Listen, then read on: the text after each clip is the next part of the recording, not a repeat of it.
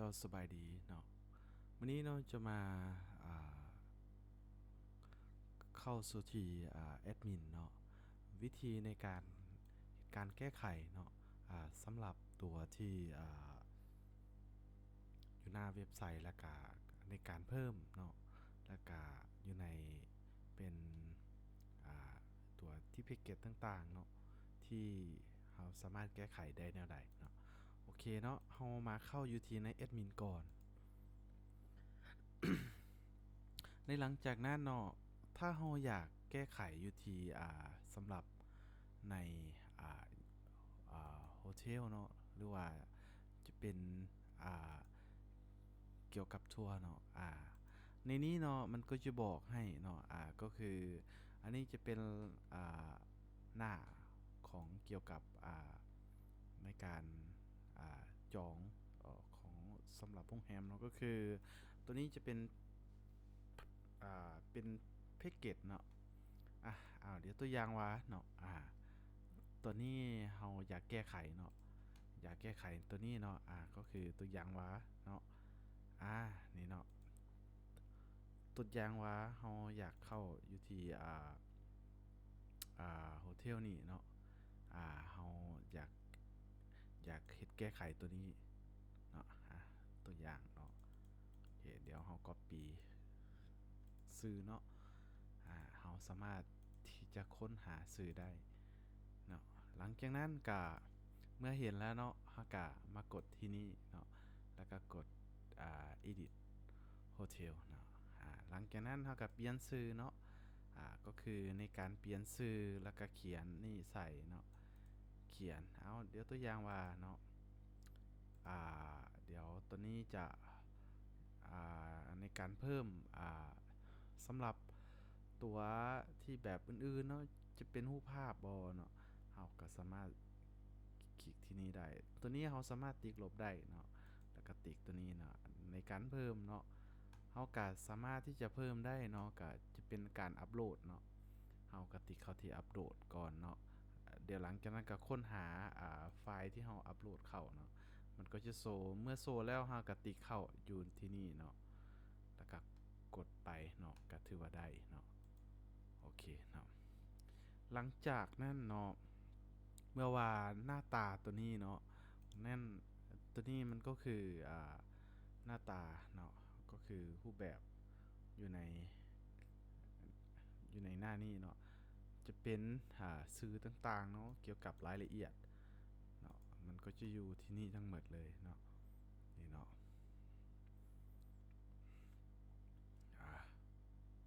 เมื่อว่าเวลาเฮาในการเฮ็ดแก้ไขแล้วเนาะเฮาต้องการเซฟเนาะเฮาก็ต้องการเซฟที่อยู่ที่นี่เนาะเรื่องเกี่ยวกับราคาเนาะอันนี้ราคาเนาะจะเป็นอื่นเนาะที่เฮาอยากที่จะอ่าเพิ่มเนาะสำหรับตัวที่อ่าราคาอันนี้แม่นเกี่ยวกับแมปเนาะที่เราสามารถที่จะเพิ่มได้เนาะโดยแล้วเข้าไปที่อยู่ในนั้นก็ได้เนาะแล้วก็มาแล้วก็เขียนเข้าก็ได้เนาะก็ถือว่าได้เลยเนาะอันนี้จะเป็นโลเคชันเนาะอยู่ด้านล่างนี่จะเป็นรูปแบบเนาะจะเป็นการและเป็นคำอธิบายต่างๆเนาะหลังจากนั้นเราก็กดเสร็จเนาะก็ตัวนี้ก็มีแต่เท่านั้นเนาะถ้าว่าเราต้องการลบนี่ได้บ่ได้เนาะเราสามารถลบได้เนาะเมื่อว่าเราอยากลบเนาะเราก็ติ๊กอีกบัตรหนึ่งเนาะนี่เนาะมีแต่ในการเฮ็ดจัดการก็ได้เนาะหรือว่าในการแก้ไขอะไรอย่างต่างๆเนาะก็สามารถที่จะเหตุการณ์แก้ไขอย่างต่างๆได้เนาะเราสามารถที่จะลบจะมีทางการเพิ่มอย่างใดเนาะในส่วนของตัวที่สำหรับเนาะหน้าต่างของเกี่ยวกับในการท่องเที่ยวเนาะในด้านนี้เนาะเฮาก็ติเข้าตัวนี้บัตรหนึ่งเนาะแล้วก็เฮาอยากแก้ไขเนาะสำหรับเอาตัวนี้เนาะว่าซั่นนะ แล้วก็สิใส่เพิ่มในการแก้ไขอ่าตุนะตัวอย่างว่าลาวเฮาเนาะตัวอย่างเนาะเฮากะมาติ๊กเข้าตัวนี้เนาะนี่เนาะอ่าเฮาต้องติ๊กตัวนี้ก่อนเนาะแล้วก็ติ๊กอ๋อชัวร์เนาะกะหลังจากนั้นกะมาวางเนาะตัวที่เฮา copy เมื่อกี้นี่แหละเนาะนี่เนาะเฮาหลังจากนั้นเฮากะมาแก้ไขเนาะ edit เนาะเมื่อว่าเฮาแก้ไขแล้วเนาะมันก็จะเห็นเนาะเห็นว่าเดี๋ยวตัวอย่างว่าค่อยสิเขียนใส่ว่าเป็นอันนั้นภาษาลาวก็ได้เนาะหรือว่าเป็นใส่สบายดีเนาะอ่าสบายดีหลวงพระบางเนาะหลวงพระบางเนาะอันนี้ตัวอย่างเนาะอันนี้แมนเฮาลองเขียนใส่ซื่อๆเนาะเดี๋ยวแล้วหลังจากนั้นเนาะเฮาก็มาแก้ไขในการเพิ่มรูปภาพเฮาสามารถเพิ่มได้เนาะเฮาสามารถที่จะเพิ่มได้แล้วก็ตัวนี้เนาะเฮาสามารถแก้ไขแล้วก็ที่จะสามารถเพิ่มรูปภาพหยังก็ได้เนาะเข้าไปในอันนี้ก็เช่นกันเนาะอันนี้แม่นเกี่ยวกับราคาเนาะอันนี้ราคาที่ตัวนี้ราคาปกติตัวนี้จะเป็นราคาลดเนาะอันนี้ก็คือแบบเนาะในการเพิ่มต่างๆเนาะหลังจากนั้นเฮาก็เสร็จเนาะเมื่อว่าเฮาได้แก้ไขแล้วเนาะเฮาก็กดเสร็จบัดนึงเนาะเมื่อว่าเฮากดเสร็จแล้วเนาะเดี๋ยวเฮามาเบิ่งกันเนาะว่ามันสิอันนั้นได้บ่เนาะเดี๋ยวเฮาก็รีเฟรชบัดนึงเดี๋ยวมันจะเปลี่ยนไปเนาะนี่เนาะนี่เด้อันนี้แม่นถือว่าสบายดีหลวงพระบางเนาะโอเคเนาะแล้ววันนี้เนาะเราสามารถที่จะแก้ไขเนาะแล้วตัวที่หน้าต่างนี้เนาะก็คือโฮมเนาะโฮมนี้เราแก้ไขแนวใดเนาะโอเคเนาะโฮมนี้เนาะจะมาเราสามารถที่จะเฮ็ดแก้ไขอยู่ต่อหน้าเลยก็ได้เนาะเหมือนเนาะในส่วนหลักของเมนูต่างๆเราก็สามารถจัดการได้หรือว่าให้ทางเราเฮ็ดจัดการให้เลยก็ได้เนาะจะมีทางเมนูเนาะอันนี้จะเป็นตัวเมนูเนาะเฮาก็ติ๊กเข้าที่เมนูบัตรนึงเนาะอันนี้ก็จะเฮาสามารถที่จะเฮ็ดจัดการได้เลยเนาะเฮาสามารถลบออกได้เนาะแล้วก็ส่วนของที่เมนูต่างๆหรือว่าหน้าเนาะหน้านี้เฮาสามารถที่จะก็คือรูปแบบเนาะตัวนี้เนาะก็จะเป็นอยู่ที่ด้านหน้าเนาะก็คืออันนี้เนาะเฮามาเบิ่งว่าเพจเนาะก็คือโฮมทัวร์เนาะนี่ก็คือเฮามาติ๊กเข้าที่นี่เนาะแล้วก็ติ๊กเข้าอยู่ที่เพจเนาะอันนี้แม่นหน้าเนาะเดี๋ยวเฮามาเลื่อนเบิ่งเข้ามาเฮาก็ติ๊กเข้านี่บัดนึงเนาะหรือว่าเฮาจะมาติ๊กเข้าที่ edit เลยเนาะก็ได้เนาะอันนี้เนาะเฮามาติ๊กเข้านี่เนาะก็เฮาสามารถที่จะในการเหตุการณ์แก้ไขเนาะถ้าว่าเนาะเมื่อว่าเฮาหากบ่เห็นเนาะเฮาก็ต้องมาติ๊กเข้าที่ template เข้าที่นี่เอาอีกบัดนึงเนาะหลังจากนั้นเนาะเฮาจึงสามารถที่จะในการที่จะจัดการตัวนี้ได้เนาะนี่ก็คือเนาะในรูปแบบเนาะของตัวนี้เนาะมันก็จะมีเนาะมีการตัวที่อยู่ที่ด้านนี้เนาะเดี๋ยวเราก็มาติ๊กเข้านี่บัดนึงเนาะอันนี้มันก็จะมีเนาะอันนี้จะเป็นรูปภาพของตัวด้านหลังเนาะอันนี้ก็คือในการแก้ไขต่างๆอันนี้เกี่ยวกับบริษัทท่องเที่ยวโอเคแล้วเราก็กดเซฟเนาะแล้วก็ต่อมาเนาะในการที่เราจะจัดการที่ด้านลุ่มนี่เนาะมันก็ห้องมาอีกเนาะก็คือห้องมาเกี่ยวกับรายการของตัวนี้เราก็ติ๊กเข้าอยู่บน เป็นไอคอนของเกี่ยวกับกุญแจนี่เนาะเนาะมันก็จะเห็นเนาะเดี๋ยวเรามาเบิ่งกันเนาะมันก็จะมีหลายเนาะนี่เนาะจะเป็นรายการต่างๆจะเป็นโลเคชั่นสำหรับตัวเราสามารถที่จะสามารถหลบได้เนาะเราสามารถหลบได้อันนี้ก็คือเกี่ยวกับรายการต่างๆเนาะตัวนี้จะเป็นอยู่ด้านลุ่มอีกเนาะอันนี้จะเป็นในการรีวิวต่างๆเนาะอ่ะเดี๋ยวต่อมาเนาะอันก็มีหลากหลายเนาะจะมีทางในการที่ในการซัพพอร์ตจะมีมีไพแน่เนาะมีตัวนี้จะเป็นเกี่ยวกับลูกค้าเนาะที่เราสามารถเพิ่มราคาในการรีวิวเอาก็ได้เนาะอันนี้จะมี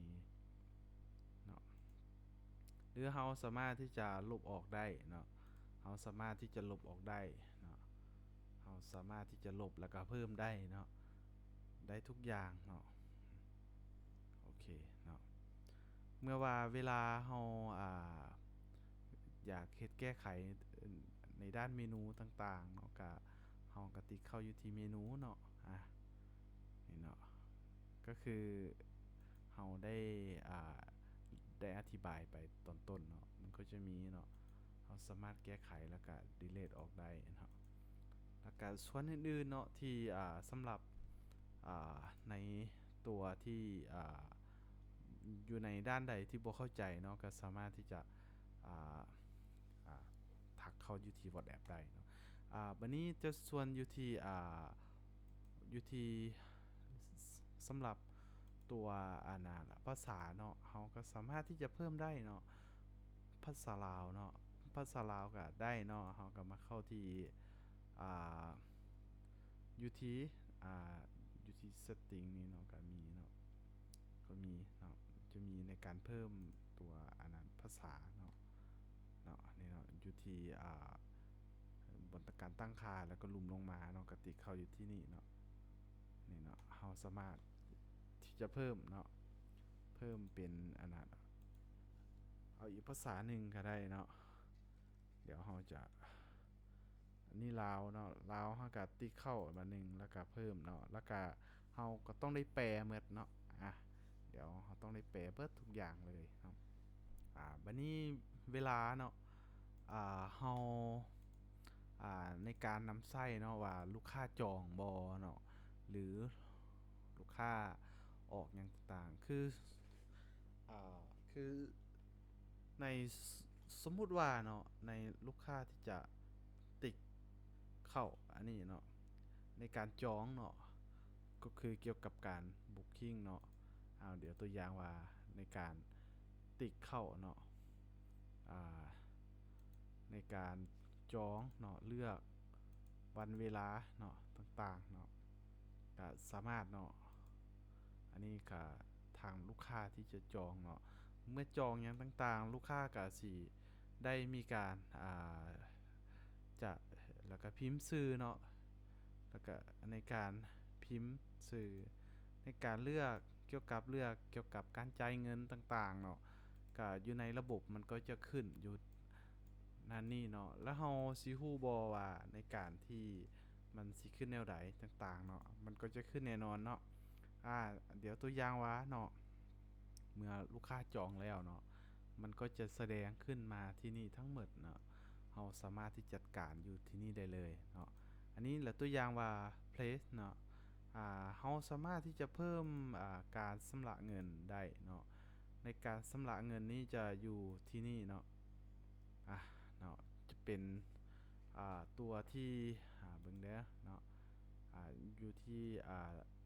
ที่เข้าที่ setting แบบหนึ่งเนาะในการตั้งค่าเนาะมันก็จะมีจะเป็นเกี่ยวกับpayment setting เนาะอันนี้จะเป็นรูปแบบเนาะในการเลือกเนาะจะเป็น USA เนาะเราสามารถที่จะเลือกเกี่ยวกับในการเปิดตัวระบบเนาะก็คือเกี่ยวกับ payment option เนาะก็คือเกี่ยวกับการจ่ายโดยตรงเนาะตัวนี้เราสามารถเพิ่มเป็นอ่าโลโก้หรือว่าเป็นรูปภาพของสำหรับ QR code เฮาก็ได้เนาะแล้วก็ในส่วนนี้จะเป็นในการจ่ายออนไลน์เนาะในการต่างๆถ้าว่าอยากจ่ายแบบเป็นสำหรับเป็นบัตรเครดิตอย่างต่างๆหรือว่าในส่วนเป็นแบบผ่านธนาคารการค้าต่างประเทศลาวเนาะจะต้องได้ขอเกี่ยวกับ API เนาะเนาะโอเคเนาะอันนี้จะเป็นในการสาธิตเนาะจะเป็นวิดีโอที่เฮาเฮ็ดในการสั้นๆอย่างให้เป็นข้อที่เข้าใจเล็กๆน้อยๆเนาะหรือว่าในส่วนใดที่บ่เข้าใจเนาะอันนี้จะเป็นในการอธิบายสั้นๆเนาะรวบรวมทั้งหมดเลยเนาะอันนี้ก็ถือว่าในการอ่าในการสาธิตเนาะเจ้าถ้าว่าหากส่วนใดบ่เข้าใจเนาะสามารถติดต่อเข้าที่เบอร์เนาะเบอร์ใน WhatsApp นั่น59615567เนาะหรือว่า LINE ก็ได้เนาะ LINE กับ ATP Hosting 24เนาะหรือว่าจะติดต่ออยู่ที่Facebook เนาะATP Hosting 24เนาะแล้วก็จะเห็นในสำหรับมื้อนี้เนาะก็จบเพียงเท่านี้ถ้าว่ามีคำถามเพิ่มเติมก็ทักมาหาอยู่ที่นั่นได้ขอบใจเนาะที่ใช้บริการขอบใจหลาย